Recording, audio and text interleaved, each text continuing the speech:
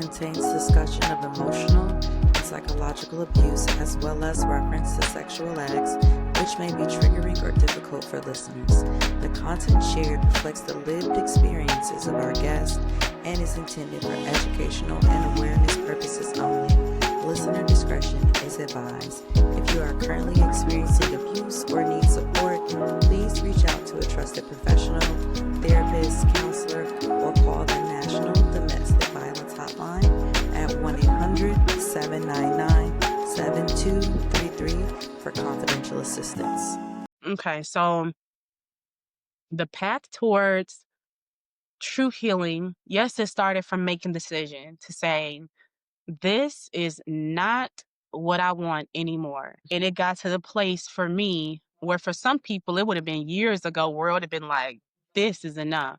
But when it hit the whole BDSM and all that kind of stuff, I knew this is going to go way further and this is going to take you so far from your purpose and from the direction you're to go in life that it really, like I said, it seemed like a divine intervention. Had to be, because Sharon, think about what that man said to you. Because let's be clear, this thing of life is spiritual warfare. Oh my He goodness, said, yes. this is how I'm being led spiritually. Spiritually don't always mean godly. And I'm saying that because what he's saying does not align with God. It does not align with covenant. It does not align with God saying that our bodies are temples, and then him just invading these women's temples, talking about his healing. And it being in a form of pain. Exactly. That giving this pain and them being tied up and dominated, it creates this space of this release that's needed. And so I knew it's already gone left, but this about to go further than I might not make it back. Yep. And God said it's enough. Enough's enough. Enough's But enough. this is the thing that I did not know, that I just hit the real word. I didn't know the war that was going to happen. Anything can look a certain way on the outside. If you would have looked at me on the outside, you like, girl, you got such a nice place. Oh, you single, you free. The facade. Oh, I like your car. The oh, girl, aesthetics. you such a good mom. You doing so good. Because all of that was true. But see, they didn't know the symptoms of PTSD I was struggling with. They didn't know I couldn't sleep at night. That insomnia was kicking my butt. That depression, I didn't really have an appetite. That there were days I could literally barely take a shower. Everything, I got my undergrad in psychology, and my master's was, even though it was education, the classes was majority psychology and counseling. I was working in behavioral health. Yeah. I was now reading myself. Yep. I could go back to textbooks and be like, oh my God, That's me. how did I become the provider and the patient? Because nobody's exempt. This lived experience. How did this happen? And then everything seems so together. Why am I not just automatically like, oh, this new life? Now it gets there, but it was a dark road. And Sharon, before you start heading down the road, I want to validate you too, because what I'm hearing is that, or maybe y'all figured this out in therapy, but this was the first time, Sharon, that you could actually feel, because every day you were in that marriage, in that relationship, it was just more and more and more. So when was the time to process? It wasn't there. So then, now that you have relief, we think this is the bottom falling out, when really it's the bedrock. It's you having a solid foundation to really now start to unpack the stuff, even though it feels like you're in a sunken place. That was Yes. how do I want to say it? It was a sacred place to be in, even though it doesn't feel good. One of the most sacred places to be in is during your dark night of the soul, which is a season of spiritual transformation. I was going through a transformation within my soul. It had nothing to do with the things on the outside. There were parts of me that had to die. Yes, ma'am. And parts of me that had to be birthed.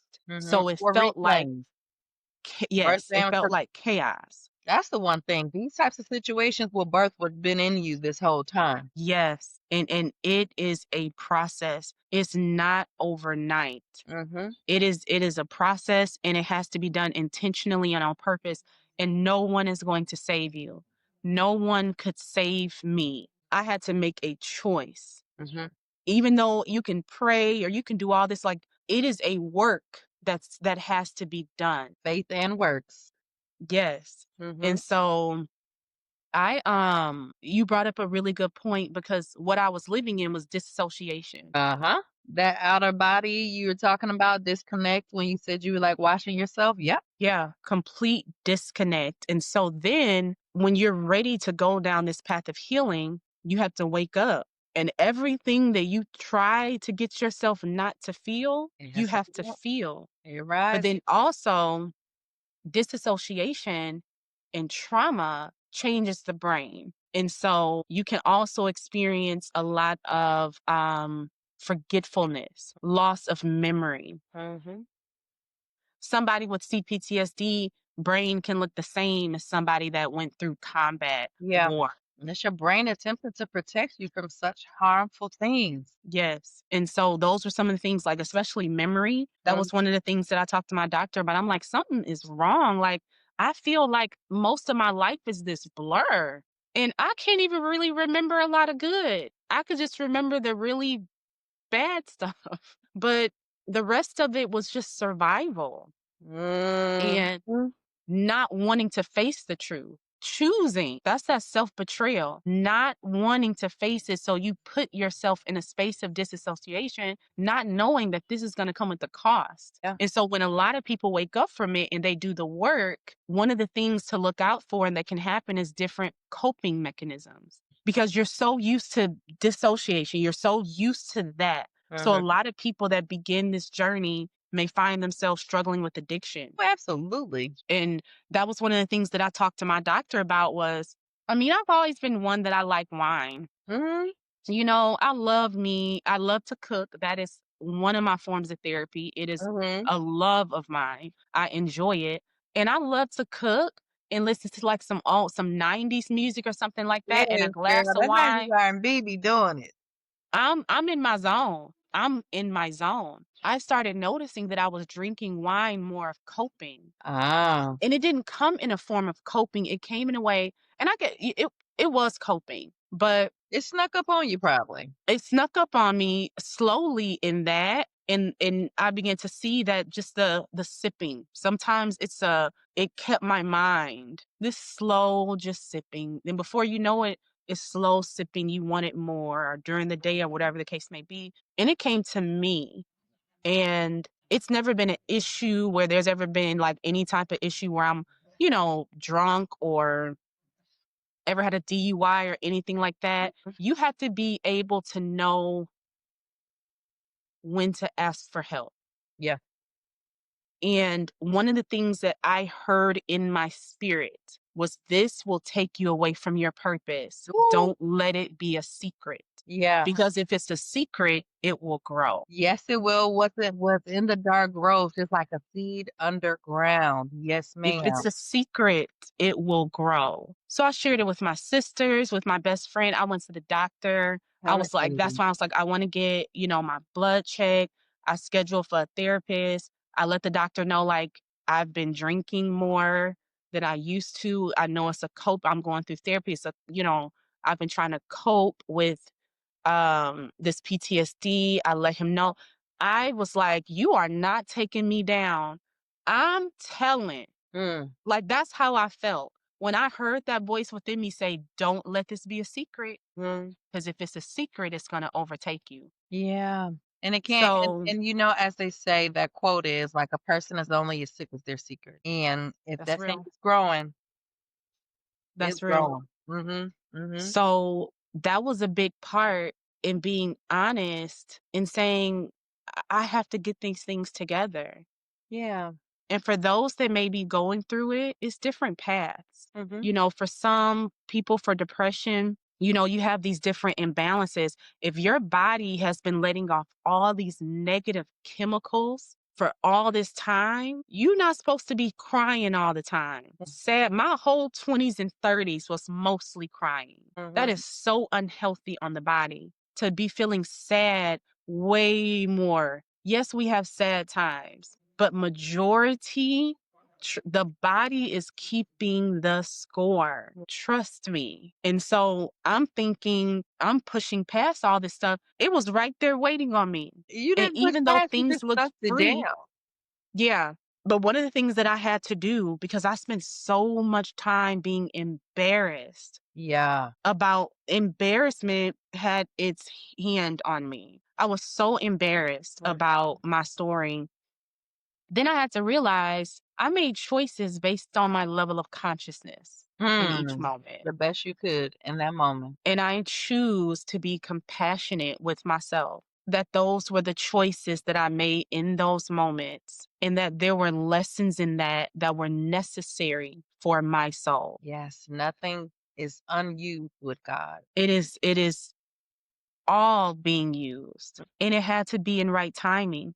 And I realized that, as you can see, and I really hope this helps someone, is that in dealing with trauma, I had to look at the whole thing, and it takes more than just one way. Yeah. I went to my doctor.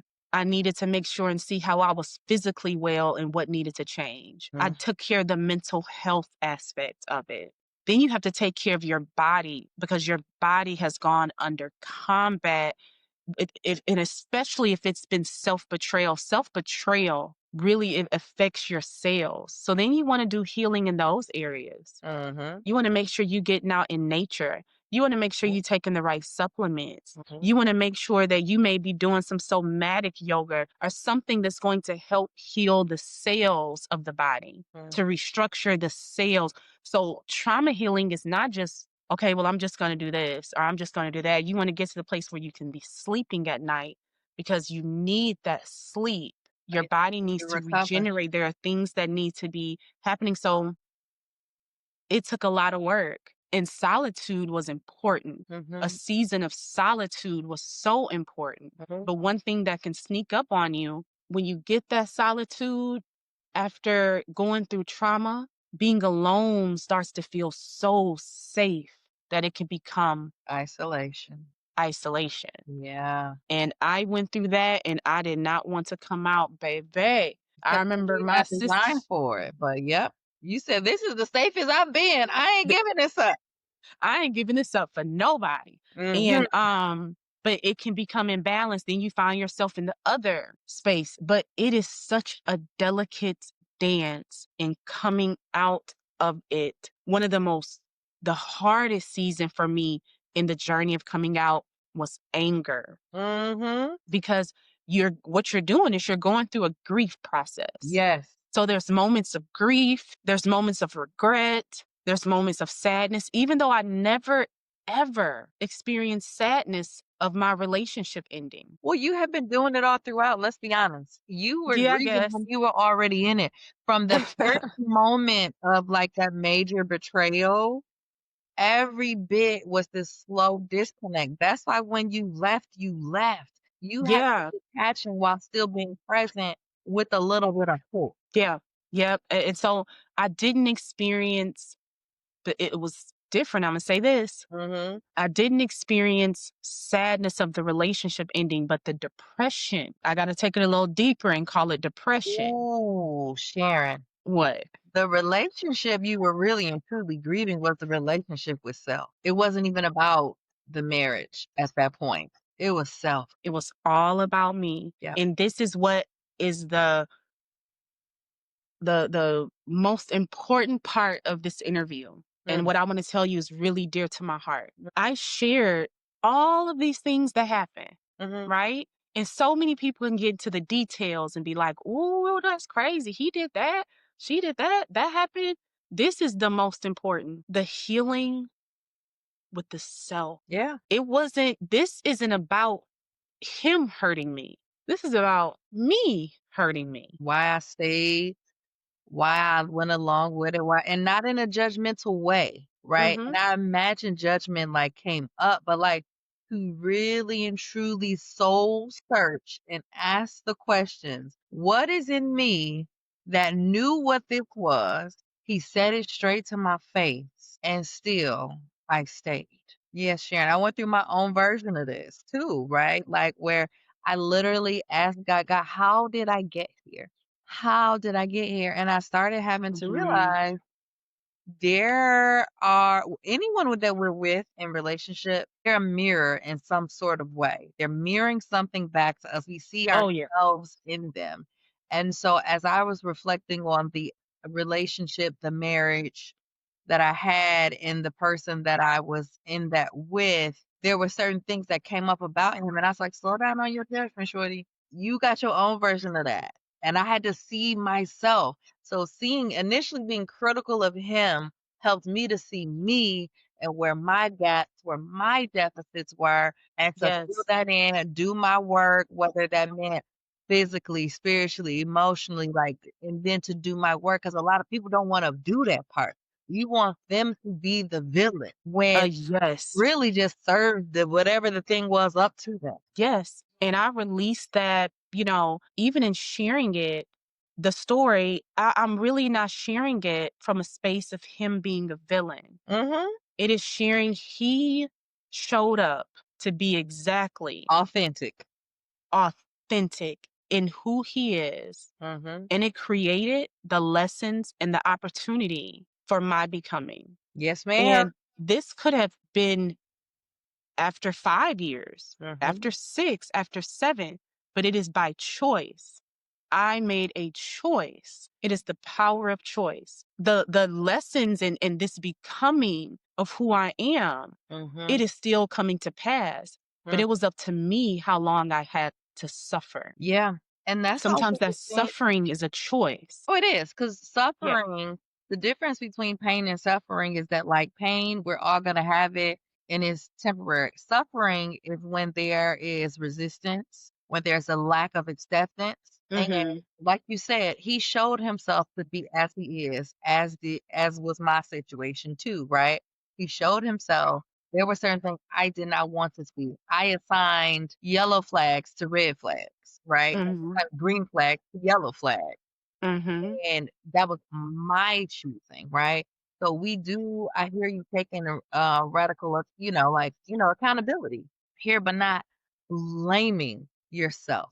But what Right. people show us, and then with the whole romanticizing that happens in society about what it should look like and what it should be, we will say, well, then this is enough. Like, where we settle and we don't even know we're settling, and that there's a lack mindset that's informing this whole program. The whole program is on lack. Let's be clear.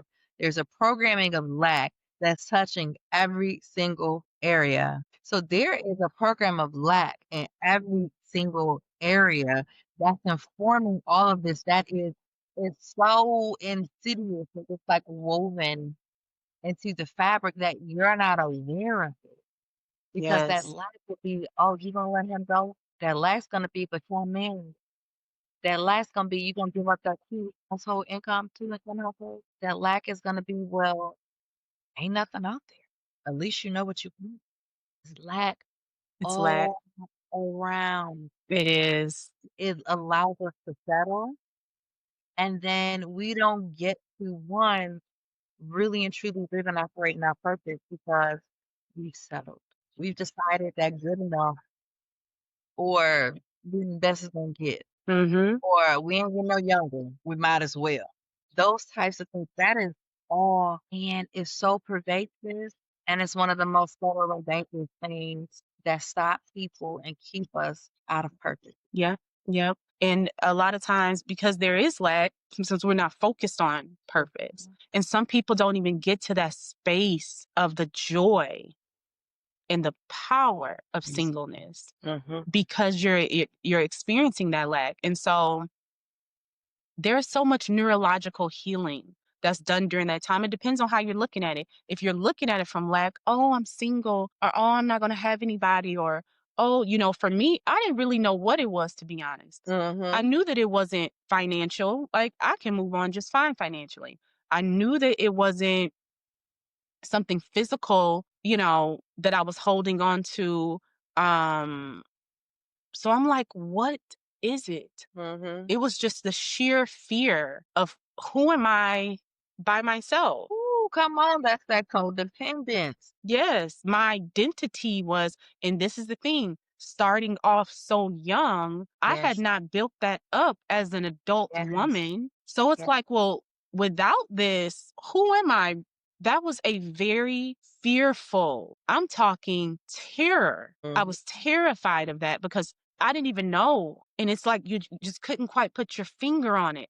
So Mhm. it was so much healing that had to be done. And so now, and going through a lot of work of and understanding the truth of Mhm. programming, I have a completely different outlook. Yes. I remember writing out a list of if I do get remarried or whatever one day, or just in a partner, the things that I would like and what I would like to experience. Mhm. And then I decided to become all of those things. Yes, ma'am. Give it to yourself first. That was the thing. I wrote that list out and said, even if I do grow to this, which is it's not a priority. I'm just going to be honest. Yeah. I think it's great to, You need to be your priority after basically giving your life to everyone and everything else. yes, my 20s and my 30s. So baby, I'm 41 now. When Mm. I tell you the joy that I have building healthy connections, Mhm. good connections. I even have like, I didn't really have a lot of masculine or like male friends and stuff because I spent 20s and 30s. It's been something actually meeting healthy Safe, men and then not masculine even having to be energy. in a romantic way. Ma'am. And it's like, I didn't realize that I needed this because one of the things I was always told in my marriage, my ex would say, when I was getting ready to leave, he said, "You're gonna get out here and realize that all men cheat and they're all like me." That was one of the things that he And said. the fear mongering was so real. Oh, it was so bad. When I tell you, as a single woman, I've met men that have been abstinent, for a year, 2 years. They in the gym, they working on themselves, they're building their businesses. I had to see, and then also in solitude and getting off of social media, Mhm. which portrays this gender war and men ain't this and women ain't that. When I got into the real world and wasn't consumed with social media and met people, there are phenomenal women out there. There are amazing men out there. There are people living in discipline, working and focused on their spiritual life, focused on their mental health, their physical health. Mhm. There are plenty of men where sex is not The everything, and focus. even in some, Mhm. not even important if it's a certain season that they're in their life. Mhm. So being able to make good connections, Mhm. working on my purpose, writing again, spending time with my children, um being focused on health and Mhm. becoming all those things, I'm saying, hey, whenever the door opens for me to really want to be in a relationship, I am whole. I'm not making any decisions off of, well, I need this, I need that. I don't want to be a parasite and I don't want anybody else to be a Ooh, parasite. I want to be whole and to connect with somebody that's whole, and then we can enjoy that completeness that's it. together. So then And y'all so, multiply one another. yes, and until then, it is enjoyable. I'm gonna be honest. I get in my king size bed at night, pull them covers over. Mhm. I sleep good. I spread. And the thing is, having a relationship is wonderful. But I have to be honest, for me right now, it's like this month, I'm gonna say it hits 2.5 years Mhm. of being of my divorce ending. And I know like I would say within the last couple of weeks got remarried. Oh, this is a fresh marriage. Yeah, they just recently got married. Wow. Mm-hmm. Am not judging it, and I think wonderful, and it works really good for me for the schedule that Mhm. I need. Just to be honest, I've learned that there's some things you got to be able to look at what it is that you need, and That's the so business. it works out for what I need. So, but for me, 2.5 years after Mhm. all that. I want to enjoy the healed version of myself. Absolutely, and you It should. takes time to heal after a divorce. And then this is what so many people do. They experience healing. And then because of that program, they automatically think, They gotta oh, go I'm get healed. somebody. Now I can be in a relationship.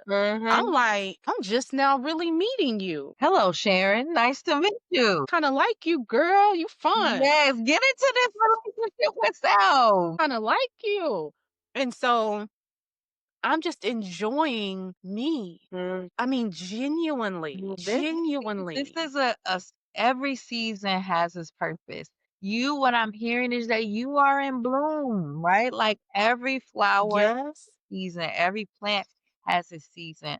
But I'm going to take us back just a little bit. Something that I heard you say, or my interpretation is that all of this that you experienced, that how did I get here? It was an identity crisis. 100%. And I know I expressed some of this in on some other content that I put out on YouTube, but identity crisis about like this who you are as a daughter of God, the most high God. You know what I mean? And allowing that to lead, because the thing I think with Satan, he can distract us with all that lack and we forget who we are and who we are, and then we start operating in the material and not the spiritual, and that's where the lack gets Hmm. to make its way everywhere. And so, what I'm hearing you say in this season of singleness is really, like I said earlier, this is about reclamation of self, but God also reclaiming you and bringing you home, just like a parent will do. Enough is enough, daughter. I'm going to get you up out of here. Come on over, Enough's enough. and that's Hmm. enough. And those wonderful children that you had, keep praying over them because they also have their place, right? Like, so we are not just like random accidents, right? Like, God had intention for every single one of us, even though these things happened, your children were there, right? Like, who I don't know what they may have taken in, right? But children are always impacted, just like you Oh, yeah. that moment when you left, right? But keep praying over them. And I want you to talk a little bit more about that and how this season of solitude and reclaiming of identity has shown up in your parenting. My goodness. Children are greatly affected. And I want to say the one that it affected the most was my oldest, who now he will be 18 Girl, what? next week. I know it's crazy. I'm going to have an 18-year-old. Girl, so he really understands some of the stuff that's been going on. Yeah, he was 15 when things started, but one of the things that he said was he was like, it's like he just woke up one day and his whole life changed. Yeah, So I watched him go through depression and go through that's all that, true. but this is That happened to you too. You woke up one day, your whole life changed. my whole life changed. And so this is one of the things is in the beginning, parenting, still being there, still got to get up in the morning, get him ready for school, pick him up, cook. You're doing all this and going through depression and insomnia That's and a still having to be mommy. That's a whole other level because there are people who are mommy and they cannot get out of bed. And they start teaching their kids to do it, or their kids figure it out and they start compensating. Yes. But Yes. And I'm thankful for your children that you were able to compensate and keep that consistency for them. yes. Well, in the beginning, it was very hard because I was still going through I was going through in the beginning of the depression, and this was maybe right before I was educated or got diagnosed with CPTSD. Is my kids noticed, and I did too.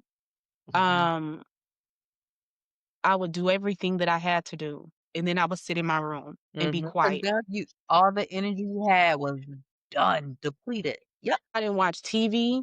I didn't Mhm. watch TV. I didn't watch any kind of show for well over a year. And that's Um, another level, right? Because sometimes people use that as a form of escape. And you were like, no, I need silence. oh, I needed, and that was another side of CPTSD. Like, I don't like a lot of loud noise. I like silence is important. I can't sleep with the TV on. I can only listen to tones. I need it to Mm. be dark. I need all the doors closed. I don't like open doors. I like it's a closed in dark feeling. Like I need Mhm. the lights off It sounds so like I you can go to create your sleep. own closet. This is a way to It's a way to create safety. It's a Yes. controlled environment. You know what's in it. You know what's not. This is what I can expect. It's a form Yes. of safety. That's exactly what it is. And so But I noticed my son was going through the same thing. He started Mm, showing signs of isolation, signs of, I mean, everything that I was experiencing, I started to see it in him. mm, And it was a very hard season. And he's finally doing well, coming around more. He lives with his dad, so he's at that stage though. mhm. I knew that at 16. When he started really going through it, it's like you need to be with your dad. Yeah, yeah. So, but he was just here the other day. I still see him quite a bit. We go to the movie. That's our thing, is the movies. We go to the movies and hang out and things of that nature. But in my parenting, I mean, I had to push because, and I'm talking about on the inside Mhm, where they couldn't see it. mm, All they could see is that mommy's quiet. mhm. But you better believe they had a big meal every day. They got up and was taken to school on time. They had what they need. They got some hugs and some kisses. But I wasn't the same. And they picked up on it. She's not getting out. We not going, walking around, outside, going to feed the ducks or going to exercise or going to do fun things. It's just like I did what Lasagna. I had to do. And then I wanted to sit in my silent circle. I wanted to sit in my little cocoon. And that began to, as I begin to really go through the healing, that got better and better and better. But you better believe it was a heavy season to hold it all together for children and try not to let them see it. Mhm. To find, especially in the beginning, to have to find somewhere to live, to pay for all the moving, to move on your own, to keep everything together, go to work, pay all the bills, Mm. smile, go to the after school program, You every are single exhausted. thing.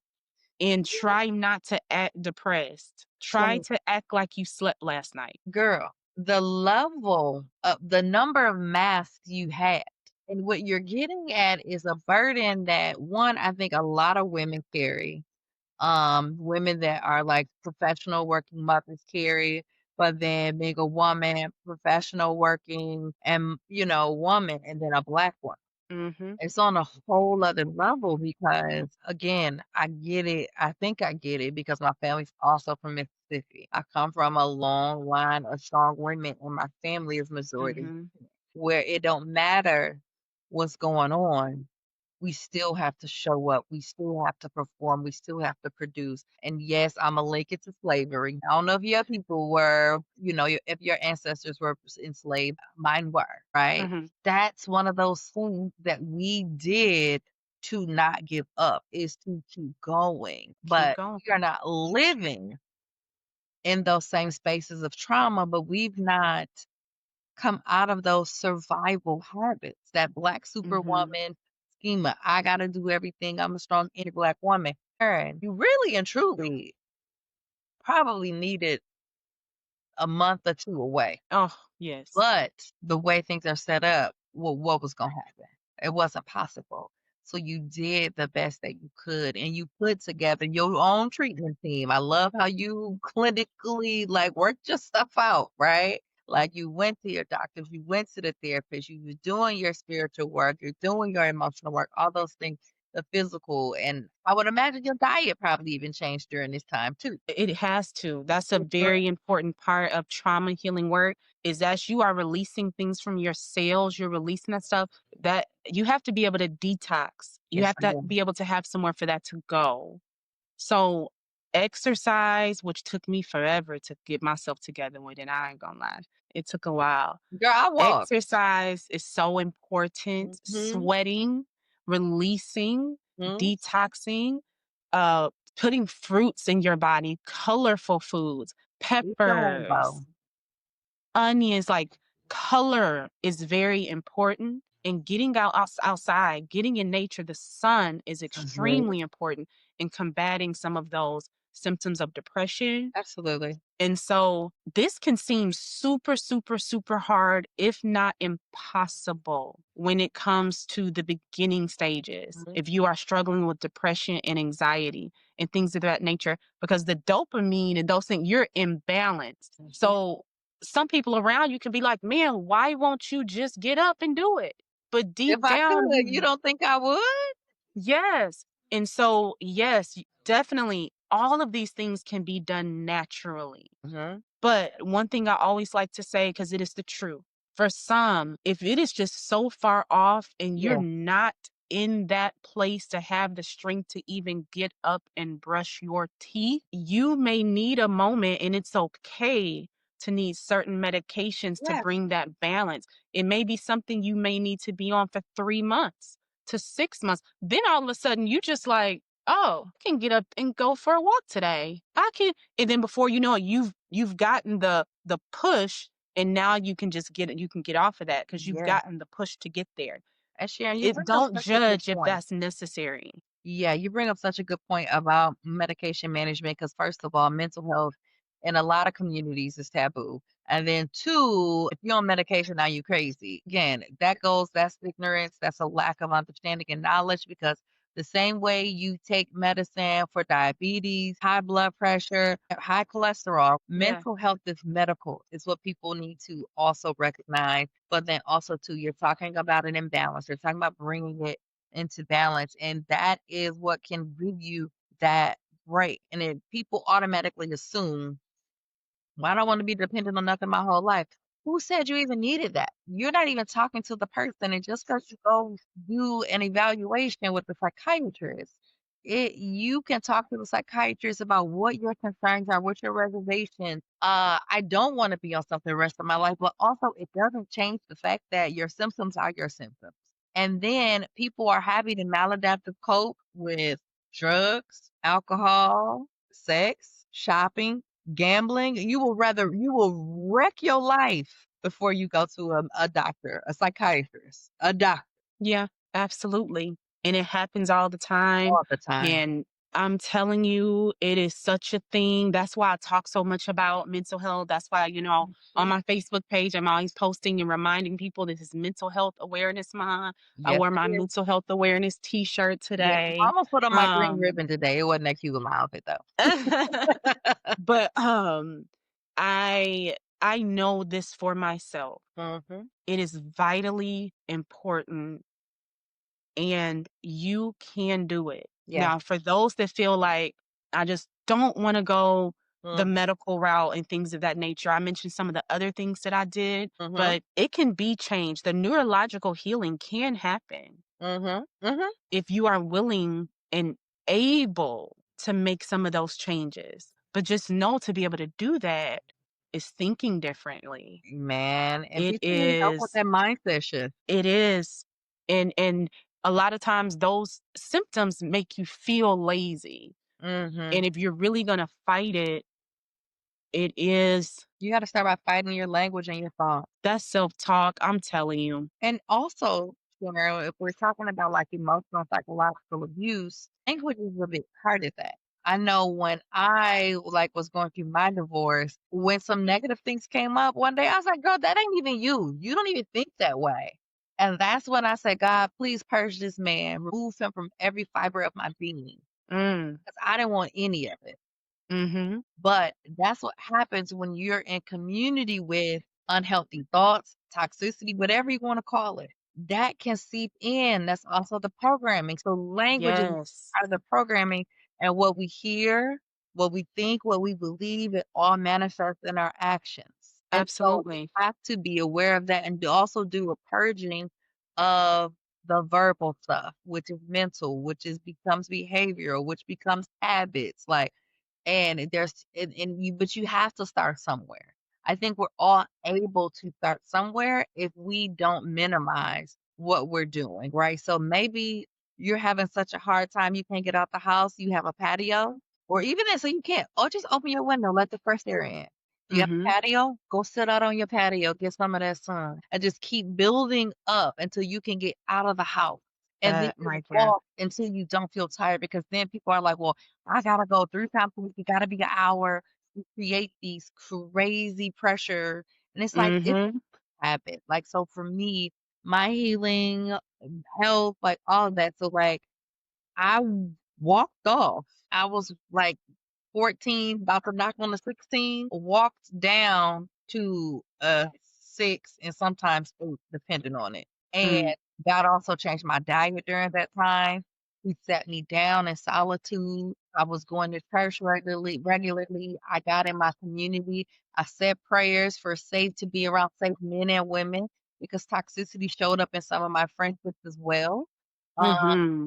And that time in nature, the sun, like it just does it. We are solar power beings, literally. Yes. Bodies take sun, and especially us melanated folks, our bodies take the sun and convert it into energy, And we need it. and we need it. And so there's so much that can happen, but start somewhere. Like journaling was another big part of it for me too. Mm-hmm. I Me too. do that. Like I never journaled with such commitment the way that I do now. Like my day is not complete if I can't write, or if something has to happen, or if I'm so tired, I'm gonna pull up my phone and write a note at least. But I'm gonna write. I'm gonna talk to God because when I journal, I talk to God, and building that intimate relationship is a huge part of it. Because like you, I have been through survival mode, trying to do it all on my own, or you know what? It's too little for me to bring to God. Hyper independence. Again, reinforced by the strong women who did what they had to do to make it. But we are far enough removed from that struggle that we don't need those same coping mechanisms, and it's doing us a disservice. And then Yes. end up in relationships, friendships, workplaces where we are overextending because no one Mm-hmm. has stopped and challenged these survival behaviors. And then we're exhausted, and there's no one to rescue us because we've been programmed that nobody's coming. Guess what? God has been waiting. He has been waiting because God is a gentleman. And when you cry out, when you make that declaration, or you just, I don't know, you surrender, that He's like, that's all I've been waiting for. And He's still saying, Surrender is surrender is key on many different levels. yes, ma'am. On many different levels. And you will find yourself doing it quite a few times. Mhm. Oh, Because every day. it's levels to this. Mm, There's layers. And healing is like an onion. It's yes. like a spiral. Okay. And some things you're gonna meet again in a different way, in a different light. And Mhm. the more you go through it, you're not all falling all out like before. You're just more like, You okay, already I know what it see. is, and you I know what see to that. do. Yep. Okay, I see that. It's different. So my prayer is just, anyone that's in a situation where I'm just gonna leave it as self-betrayal. Mhm. Because it doesn't always have to show up in a psychologically abusive relationship or whatever. Absolutely. It can show up in different ways in your life, even if it comes to Anytime you career. say yes when you mean no, it's a self-betrayal. And that's Yes. biblical. Yet let your yes be yes and your no be no. Let It's your no found be it in no. the Bible. You like, let me make that clear. But to just know it comes with a cost. It does. It comes with the Mm, cost.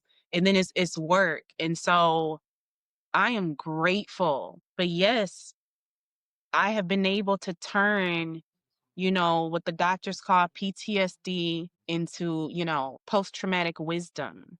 woo, come on, I've girl. been able to get an understanding of addiction Mm, that I usually was just teaching or talking about, but I've experienced what that can feel like. mm, And it's changed me as a coach, as a counselor, as a teacher. Um I'm grateful for all of that. I've learned so much about health, but did it have to get to that place of doing that or having to go that far or, high blood pressure, things of that nature? I'm grateful for the lesson. But basically, the point of what I'm saying is listen to yourself, yeah. be Mm, radically honest with yourself. mhm, Identity crisis is mm. very difficult. And I was glad that you brought that up. It was actually something my doctor said. Oh, really? Mm-hmm. My Yeah. doctor said, I think that you're having an identity crisis. Your doctor is tuned in. I Like, love my that ain't doctor. no regular MD statement. Again, that's God. It is. Girl, God keeps It sending the people to is. talk to you. It is. And when he was talking to me about high blood pressure, he said, your mom went through this too. But he was like, I noticed that as you went through this divorce and all that, that's when this ignited. Mhm. And so I think that the reason why we have these conversations is he always tells me, he's like, you are not like any of my other patients. He's like, you are so aware. Like, I can barely say anything, give you advice. You didn't already came up with it. And okay. The doctor said, you already got a treatment team plan before I can even say anything. And I'm like, I'm sorry. That's just from my Mhm. background. Because it's Seriously, like, I I need feel the help. same thing. I had to social work myself. Yes, I'm serious. I had to treat myself like a patient. I had to Mhm. have like a treat, literally, this is my treatment team. Have people that would check in on you. My sister, she always call me, girl, I'm just checking to see how we feeling today. Like, you Mhm. want that when you're going through those phases. But I'm telling you, no, and I don't mean this in a way because I know we say, and from your platform, a Christian platform, I don't want it to mean a way when I say nobody's coming to save you. Yeah. When it comes to this work, you have to get up Yes. and save yourself. Yes. It is a choice, and this is the work, but it is worth it, and it is going to be okay. Mhm. That's what I would want to tell anybody that's going through what I've gone through, that look at my story and you don't got to be like, okay, I don't need 18 years to learn what she learned. Okay. Please don't take 18 years. Listen, and all that though, like the lesson takes as long as the lesson takes. Sound like my mom. Yeah, for real, because that's what it Sound is. like my mom on Because if that you one. could have gotten it sooner, you would have gotten it sooner. Or you would have Yeah. left and then you would have repeated the same pattern. So that's what a lot of Uh-huh. people do. They go get with completely different people. So this is why I think life is like a video game. Because if you think about it, Super Mario Brothers, you're going through, but you've never seen the territory the very first time you played. You don't know where to jump fire and all of that. Hmm. You gotta go down in the thing, the tunnels, all that. But you get a chance, you go back and start over. Now, if you do the same thing, or if you get caught up out of the same thing, or you forget the little monster is coming to shrink you, or if you already transformed, back to the You beginning. remember the sound and everything. Goodness, girl, I loved Mario Brothers, but you recognized it.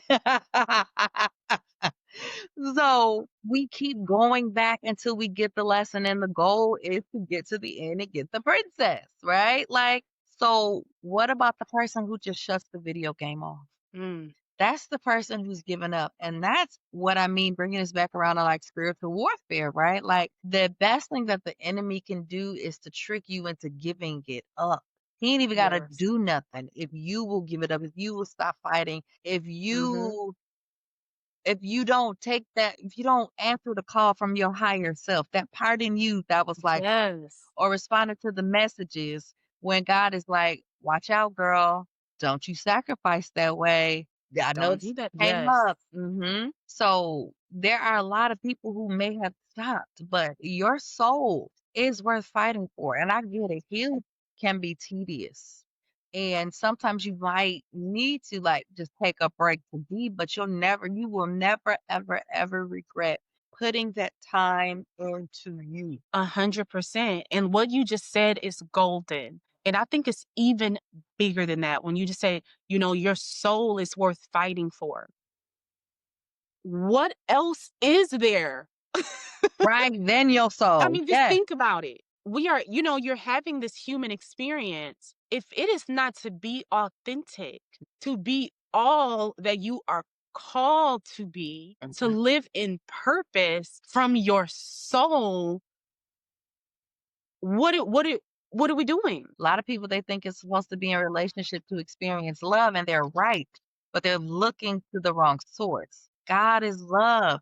And when you get that with Him, which goes back to the identity crisis, which is where the love deficit kicks in, right? And so I talk about this, like I said, in one of my videos. I'll link it in the description, but Hmm. that love deficit based on what we experience with our earthly caregivers, other relationships. Hmm. If we don't have that good relationship with God and allow Him to fill it in, we're looking always externally to have this thing poured into us. And we are supposed to be loved and cared for. Like you understand attachment theory, right? And all of that Yes. experience with the caregivers and how any disruptions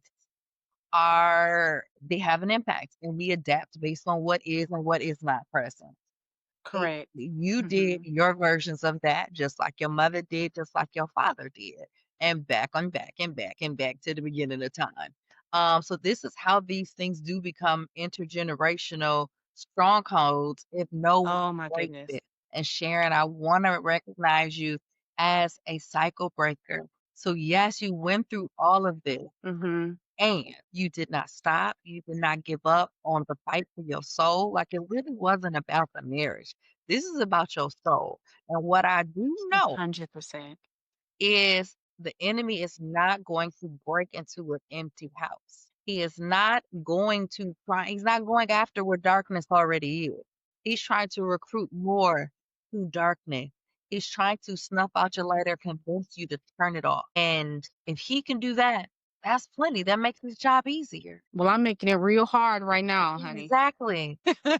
Keep shining, sis. Like, keep shining, keep fighting. And anybody that's hearing this, it doesn't matter what you've been through. Excuse me. Yes. It does matter what you've been through. And none of those things will disqualify you from healing, from having a deeper relationship with God, for Him pouring His love into you and to heal every broken, dark, dusty, hidden place that's on the inside of you from what you did not receive from your caregivers and those are things Right. that you did that left negative impressions, that left dents, that left holes. Let Him Right. feel those for you because He will Mm. do it. And when you do, that work from the inside comes out on the outside, and you Yes. can then freely take up the space that you were Mm-hmm. called, created to inhabit on this earth, which looks like, Yes. That was good. because girl, You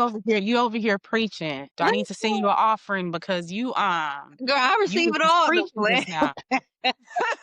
You was just preaching, girl.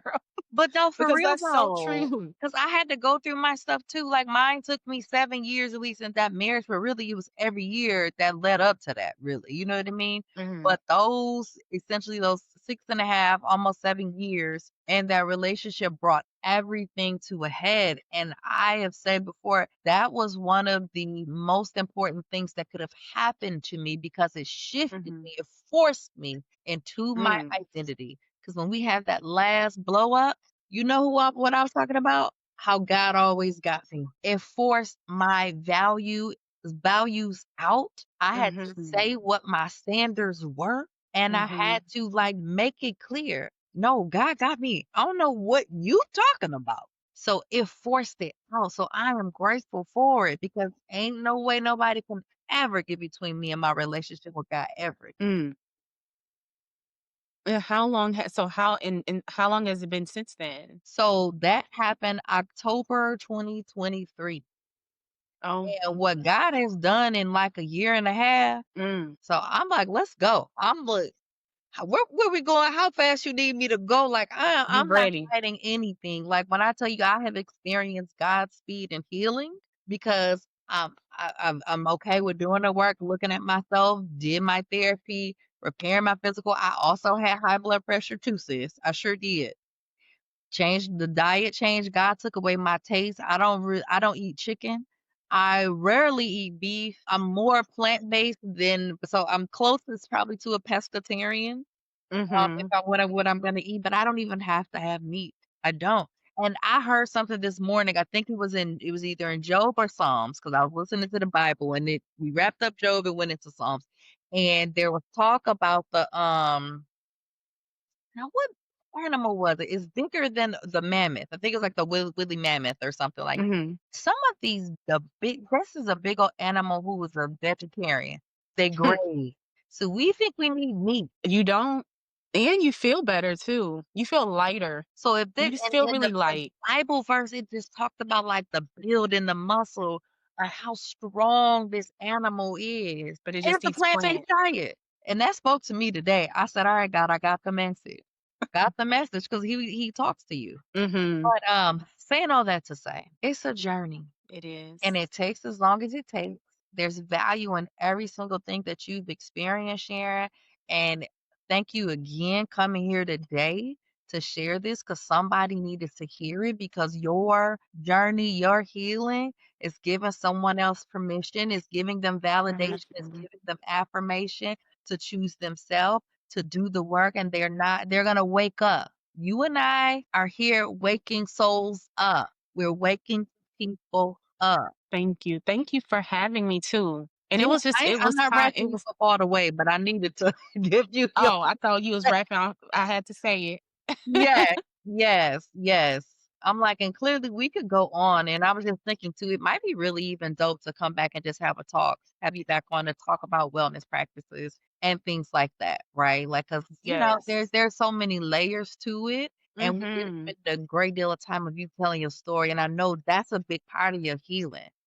And Yes. I'm grateful to be a part of your healing process, to get that out and what that means Thank and how you. that just really will unlock some things for you, because the shame is out there. Like you put it out there. So what shame? What embarrassment? Mhm. What secrets? They ain't none. Your health in every area of your life is about to go up, up, up, up, up.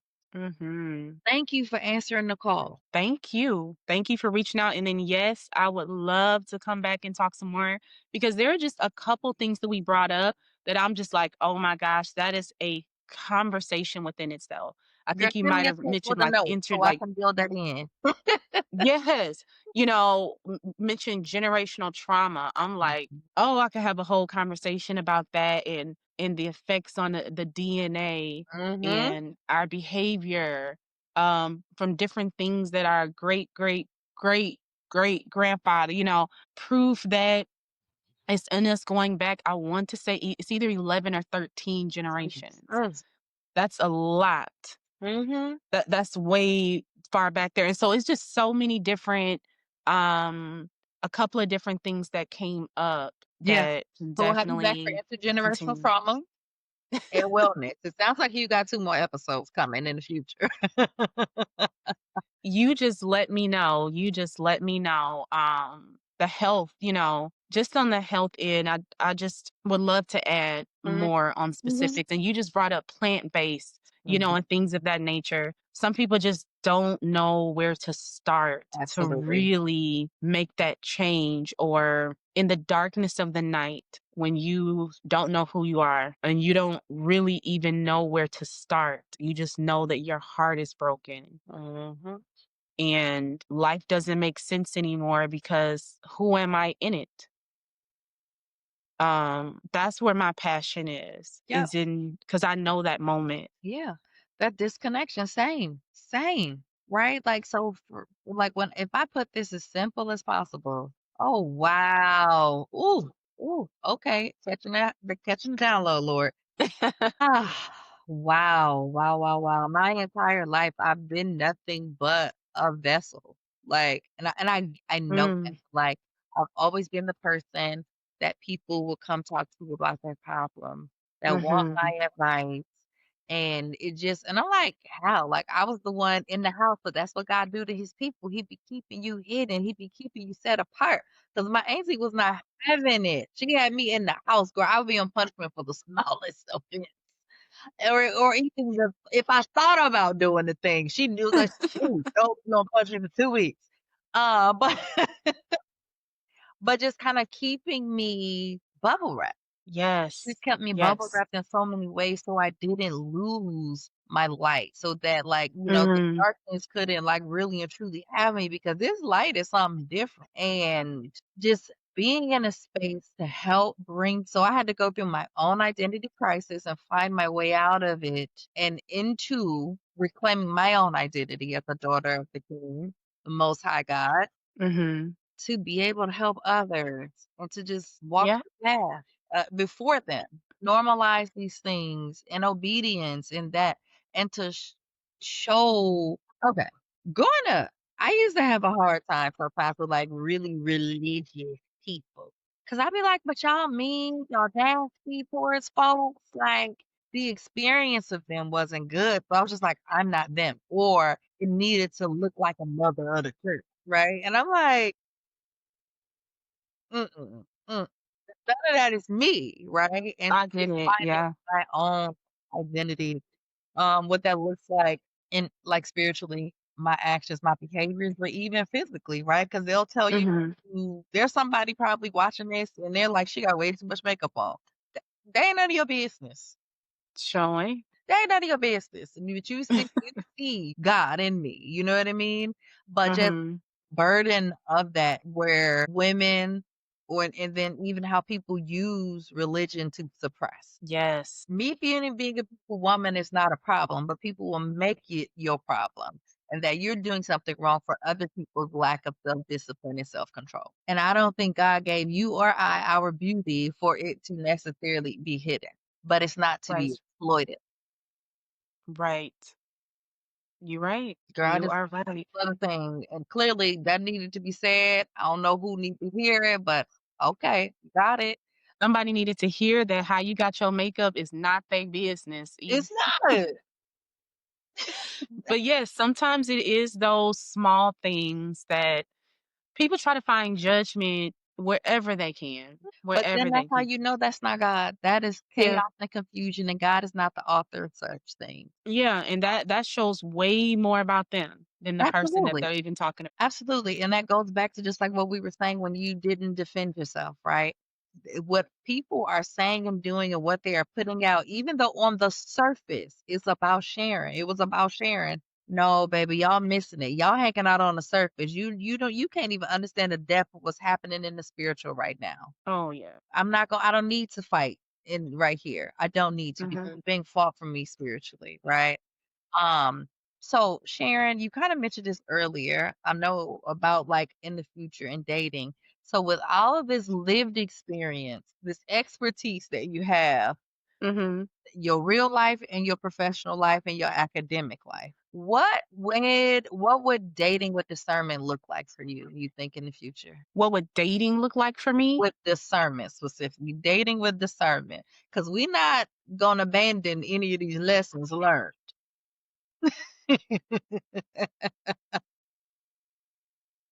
Dating for me, that's a good question. I'm so deep in Yeah. loving this singleness. Let me think about this. Yeah, yeah. Take your time, sis. Yeah, I'm so in tuned at this point. It does not take any time for me to know if someone is not in alignment with me. Come It can on. be it can just be one conversation or getting around that person when you have gotten into a place. And it's funny to say that because I was just saying how before it's like, I don't know who I am. Now I deeply know who I am. So I'm very in tune. So would I be open to it at some point? When it's time. Yes, but definitely an individual that I feel a connection to spiritually. That's a priority for me. That there is a spiritual connection, but also, like I said, whole. Yeah. Not someone that I can tell they have a deficit and they need something. They need this from me, whether they somebody they don't got somewhere. A lot of these women be letting men come live with them. They don't have no they start dating that person, they need somewhere to live. They need this, they need that. Dating for me, you said what? Codependence. None of that. So dating for me will be connecting with somebody that is already in their becoming. I won't date and spiritually babysit at the same time. Girl, you just dropped that bar. We not dating and spiritually babysitting. Girl, No. that was the best modern take on not being unequally yoked that I have ever heard. Okay? We not spiritually babysitting and dating. Girl. No. And I will be able to tell, and it's not about perfection. I'm not perfect. But if if somebody's dating me, I'm somebody that is balanced. I can take care of myself. One of the things that irritate me so much in this society is people that are, especially women do this a lot. To date me, you have to pay my bills. I am a grown woman.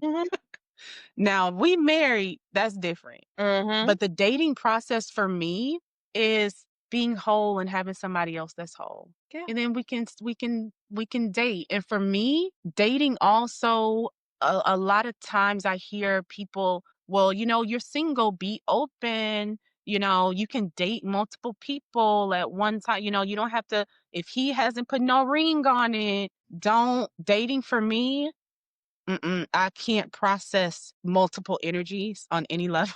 But also, that's giving lack, right? Like, that Yeah, I you have can't. to somehow do all this stuff, but also because of your discernment, that heightened spiritual awareness, you're not even just gonna entertain to entertain. You'll know 100%. immediately. Like, I know mine has gone up where if Yes. like, I read and I recognize it now as my superpower. Like, I would be disconnected from it sometimes, or now I just feel energy off people immediately, and I'd be like, "That's not even somebody I'm gonna look at." I am telling you, it is so different. And this really, I think this grew even the more that I learned myself, the Mm. more that I sat in solitude and was not influenced by Mm, any a outside word. sources. When I took that break from social media, when I Mhm. stopped being consumed with TV or anything like that, the quietness, it's like I was dating myself. You were dating God. You were getting into an intimate relationship with God. It was very intimate, Mm, very intimate. And in the beginning, it felt like darkness for me. It felt like I was in, as some would say, in the womb or in the cave. think about it. I You was in, went through a form of withdrawal. If you're used to always being with someone and your biggest fear or a big fear is being alone, it felt like withdrawal. That's why people still be in their phone flirting and just accepting whatever because they are detoxing. and that you just broke it down perfectly. That's exactly what it is. And Mhm. so, that being able to be so connected to yourself that you Yeah. can even feel someone's energy, or they can say a couple of sentences. It don't even take much. It Just it have really spiritually doesn't take aligned. much to see if there is any type of alignment. And no, it doesn't have to be, oh, well, if they don't do this, they don't do that, you're trying to act like somebody has to be perfect. It's not that. It But is you hear just, that? That's coded language for settling that people are trying to put onto you. Again, lack. you're gonna take it back to lack, because it is the truth. It's the truth. And so for me, it's no rush. And even though I have, like, I have connections, I've Mhm. dated, Mhm. I've been in a relationship since then. Um, I have a connection if I want to get out or go do something, want to come over, cook dinner, things of that nature. When I want to, Mhm. but that's the power of seeing. I can just, um, I like my peace. That's And I right. know a lot of people think that when people say that, it's like they're saying that you can't have peace in a relationship. Or you I'm can't not have saying that. singleness. You said what? Or that you can't have peace and singleness. The goal is to have it either way. You need it within Either way. yourself and within your relationship. Either way. So I think that another way of saying it is not just, I'm not just in a season where I'm enjoying my peace. I'm in a season where I am just enjoying me, I and love I don't have to be responsible for another person's feelings, emotions, needs, dinner at night, like having a break from that. And that's just the truth of where I mhm. am. But if I'm in a relationship, I love those things. I love to give. I love to serve. I love cooking dinner. I love doing all those little cute things. I enjoy it. But right now, I'm enjoying. And then another part of it is God continued to open doors where my ex-husband had asked for 50-50 for the kids. And Mm. in him thinking, I remember when he did it and my kids didn't want to do it at first. They're like, oh, because they love their dad. But they're just used to being with me and him just having them every other weekend.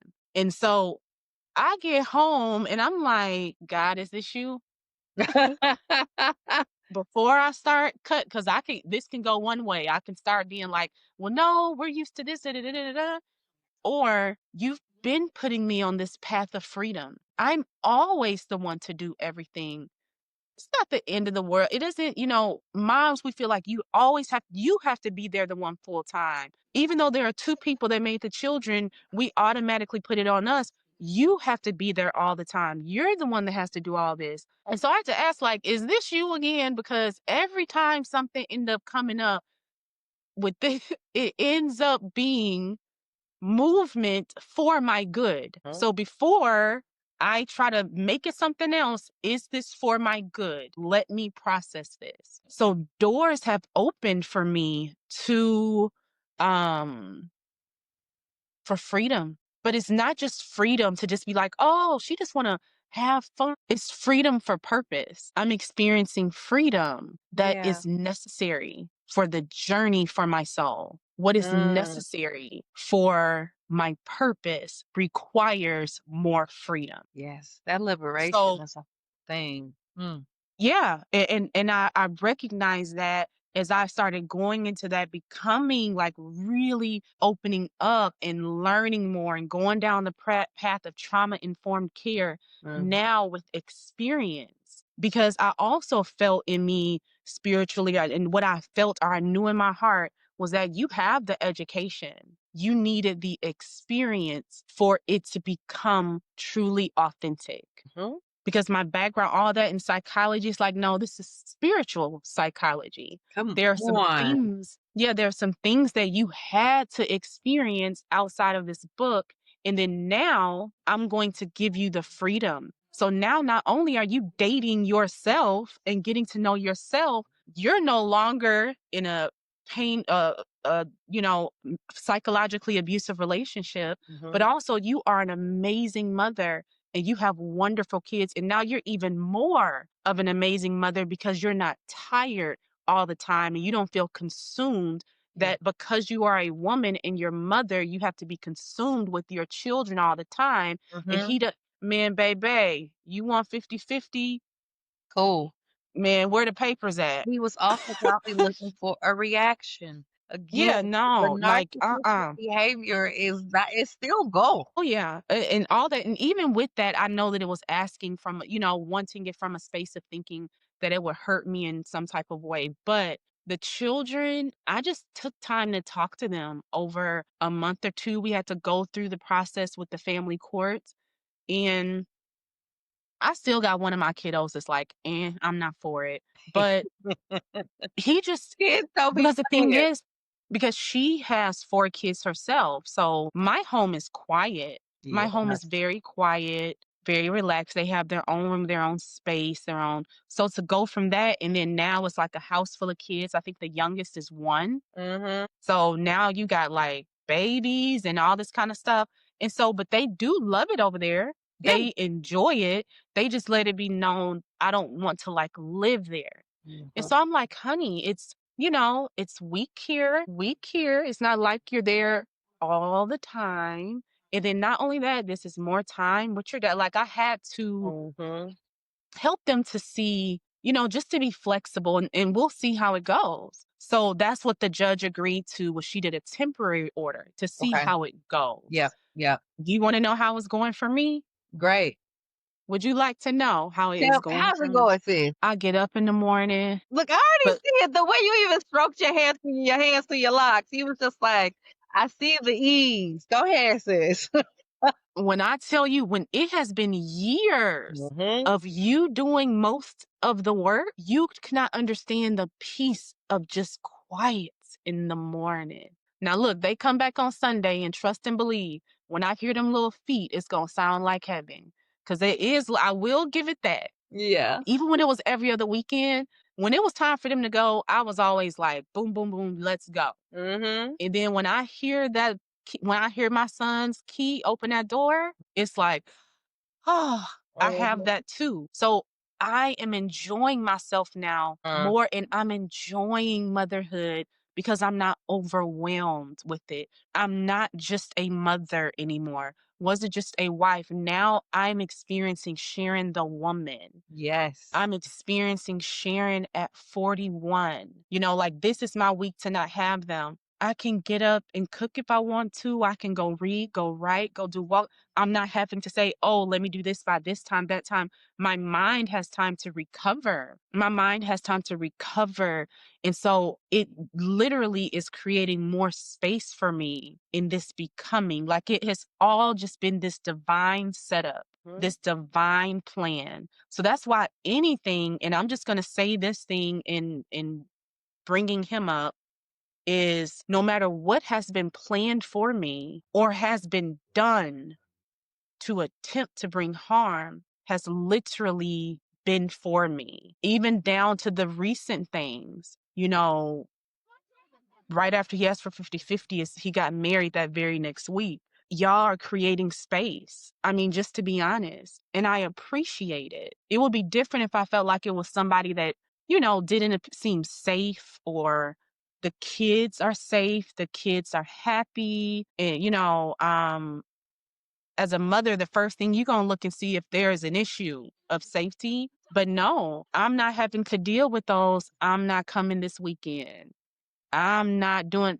I thank God that she brought stability in his life, because it has provided the structure that I need from my household, from their support with him being the father. Meaning, if I got somewhere to go, I need you here I need you to be where you're supposed to be. If I have a trip, I need you to be on time. It is the woman that came in and provided that structure. So I thank God for that. And being willing to do the 50-50. When it's their week, they got a house full of kids. Yep. When it's my week, girl, I'm over They here still in got a heaven. house full of kids. But me, it's like I can get up and light my incense and my candle, and I can just pray and write and get out. And this is a time of, even though I've gone through so much healing, this is God still, this is healing. This is healing for me. God is giving you rest. Yes, that's it. I feel rest. Yeah. And I'm enjoying myself. I'm enjoying myself meeting new people, connection, community. Yeah. And Sharon, as you were talking, I thought, since I was talking about the video game reference earlier, it's like too being in the video game, you get so many lives and they show them as hearts in a lot of games.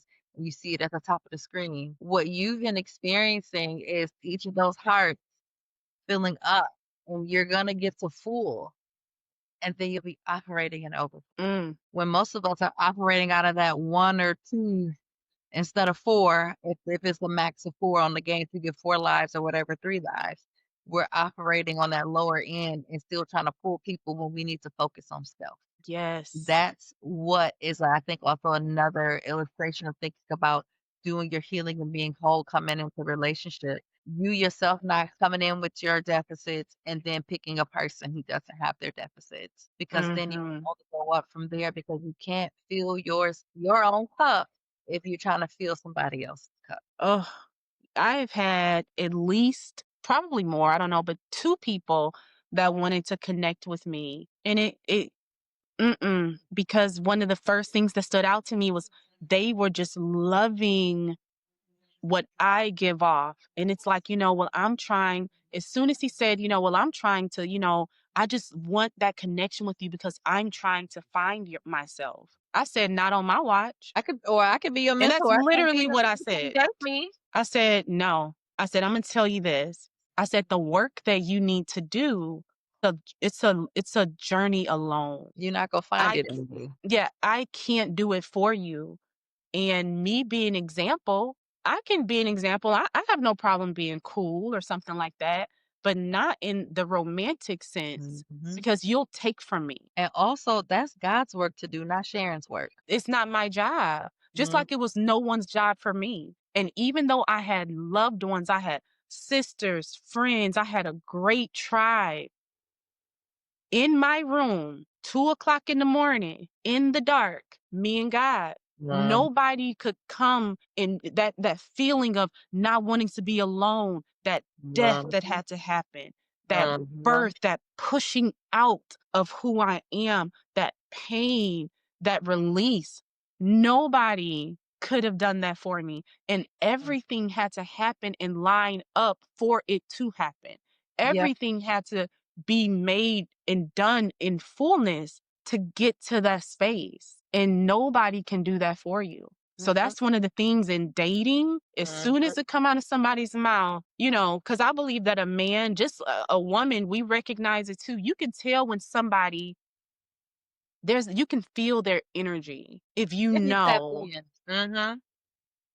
and sometimes they can see you from a mile away, like, oh, that's a good one right there. That's a good one. But give them a moment to open their mouth.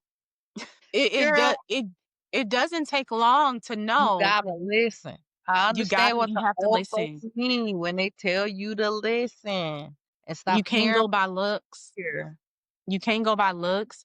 You can't go by money. Look, I don't care, Girl, and where I that mean, I scripture at? you Where's the finna look scripture? for it. I've I'm looking dated. on this paper. One, Proverbs 4:23. Above all else, guard your heart, for everything you do flow from it. So even if this person is not guarding their hearts, whatever they do is flowing from it. So listen, they gonna tell you. They gonna tell you. Yeah, you get to a place where, even though there are different aspects that are important to you in the dating process, the first thing you're not looking at is looks, or money, or their You better career.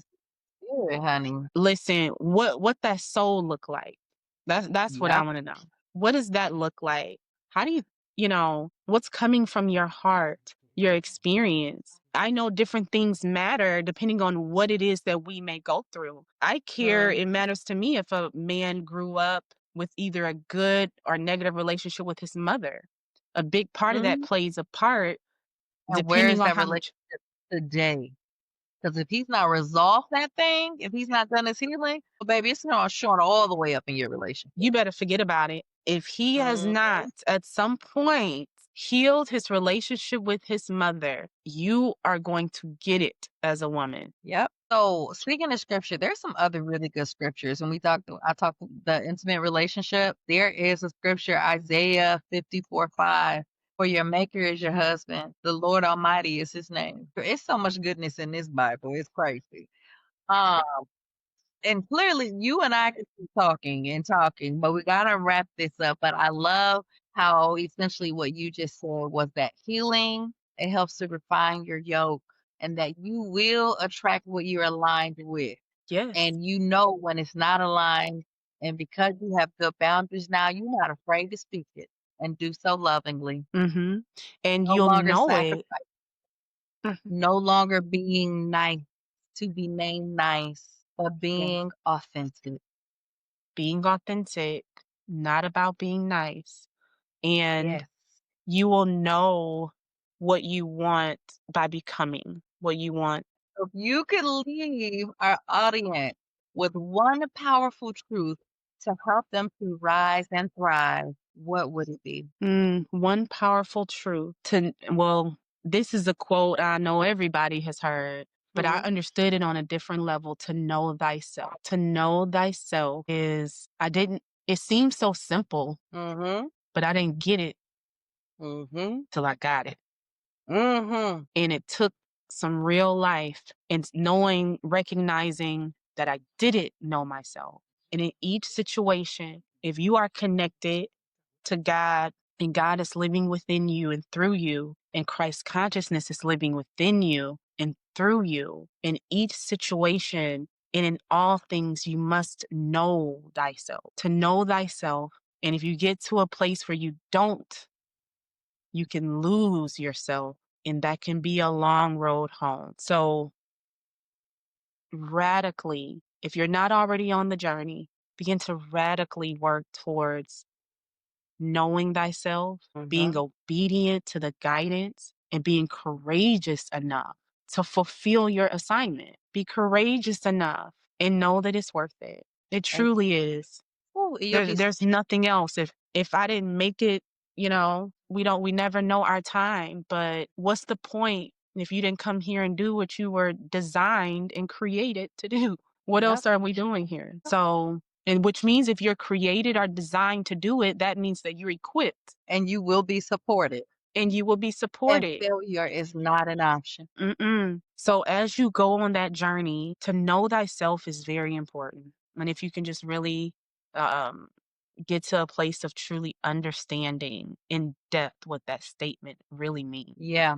Oh, that was good. Well, Sharon, I want to thank you again for coming today and allowing light to be shined in on you so that Hmm. the darkness of shame, of embarrassment could all be gone away and you can truly and fully, you Yeah. know, operate in that and just giving people keys, permission, gems, however people want to take them, right?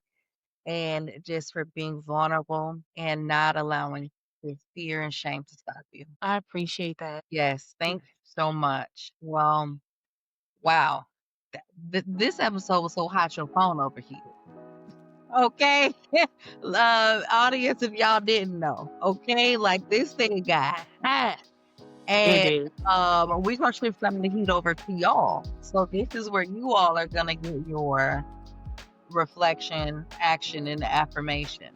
So what relationships or patterns have you outgrown or stayed connected to out of fear, habit, or false hope? And what would choosing you look like today? So after you've reflected, I want you to take action and begin and or continue your healing journey. Whether it's through journaling, setting new boundaries, seeking therapy, or walking away from what and or who no longer serves your growth, just honor that next step and trust that God will meet you once you start moving, right? He will meet you in motion. And then finally, I'm going to affirm you. You're not too late, too broken, or too far gone to be made whole. God can restore the years, renew your identity, and realign your life with divine purpose. You are worthy of love, of peace, and freedom. So I want to thank you all again for joining us for another episode of Rise and Thrive with Dr. J. Nicole. Episodes drop every Tuesday. You can watch and listen on YouTube, Spotify, and Apple Music. The merch is available. You can just visit the website, www.evolvewithdrjnicole.com, and click shop the merch. It'll take you there. And make sure you subscribe. Share this with someone who needs permission, for someone who is this close to taking that step towards liberation. And I'll see you next time. But in the meantime, keep rising in faith and thriving in purpose.